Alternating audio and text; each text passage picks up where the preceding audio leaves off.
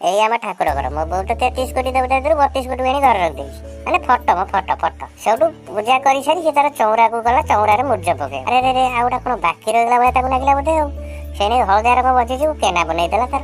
ବର୍ତ୍ତମାନ ମୁର୍ଜ ପକା ସରିଯାଇଛି, କେମିତି ଲାଗୁଛି କମେଣ୍ଟରେ କହିବ। ତମ ବିଦ୍ୟାରାମ ସବୁ ଭଲ କହିବ ହେଲା, ନହେଲେ ମୋ ଭଉଣୀ ରାଗିବ। ମୋ ବୋଉ ଆଉ ଭଉଣୀ ସାଙ୍ଗରେ ମନ୍ଦିର ବାହାରେ ଯାଉ ସେଇଠୁ ବଡ଼ଙ୍କ ଘରକୁ ପହଞ୍ଚି ବଡ଼ଙ୍କୁ ଡାକିଲି। ପିଲାଟା କଣ ଘରୁ ବାହାରକୁ ଆସିଲା, ଇରେ ପୁଣି କଣ ପଳେଇଲା, ଭୋଗ ଥାଳି ଆଣି ବୋଧେ ଭୁଲି ଯାଇଛି। ହେଇତ ବଡ଼ ବୋଉ ଆଇଲାଣି ଆଉ, ଆସ।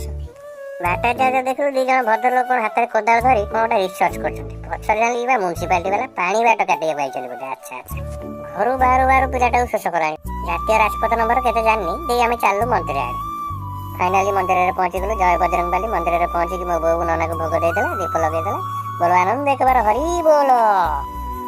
ତାପରେ ମୋ ଭଉଣୀ ଯାଇକି ଗ୍ରାମ ଦେବତୀକୁ ପୂଜା କରିଦେଲା। ତାପରେ ମୋର ଟିକେ ଇଚ୍ଛା ହେଲା ପୋଖରୀର ଟିକେ ଭିଡ଼ିଓ କରିବାକୁ। ପୋଖରୀର ଭିଡ଼ିଓ କରିସାରିଲା ପରେ ଆମେ ଯାଇ ପହଞ୍ଚିଲୁ ଆମ ଗାଁ ଶିବ ମନ୍ଦିର। ଘଣ୍ଟ ବାଡ଼େଇ ପ୍ରଭୁଙ୍କ ନିଦ ଭାଙ୍ଗିଦେଲୁ। ପ୍ରଭୁ ତମେ ଶୋଇଥାଉ, ଶୀତ ଦିନ ଆମେ ନନା ଭୋଗ ଦେଇ ଯାଉଛୁ, ଉଠିଲେ ଖାଇଦବ ଆଉ। ଇରେ ବଡ଼ ବୋଉ ନନ୍ଦୀ ମହାରାଜ କାନରେ ଫୁସୁର ହେଇକି କଣ ସବୁ କହିଦେଲେ। ଆଉ ପଛରେ ଫାଙ୍କା ପାଇଲେ ପ୍ରଭୁଙ୍କୁ ସିଏ ସବୁ ଆପ୍ଲିକେସନ ଦେବେ, ବୁଝିଲ। ମନ୍ଦିରକୁ ଲାଗିକି ଆମ ସ୍କୁଲ, ବେଶୀ ସମୟ ରହିଲେ କାଳେ ପିଲାବେଳ କଥା ମନେ ପଡ଼ିବ। ଚାଲ ଏଠୁ ପଳେଇବା ଜଲ୍ଦି।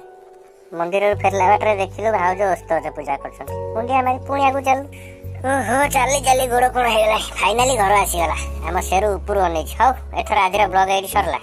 କେମିତି ଲାଗିଲା କମେଣ୍ଟରେ ଗାରେଇ ଦିଅ। ଜୟ ଜଗନ୍ନାଥ।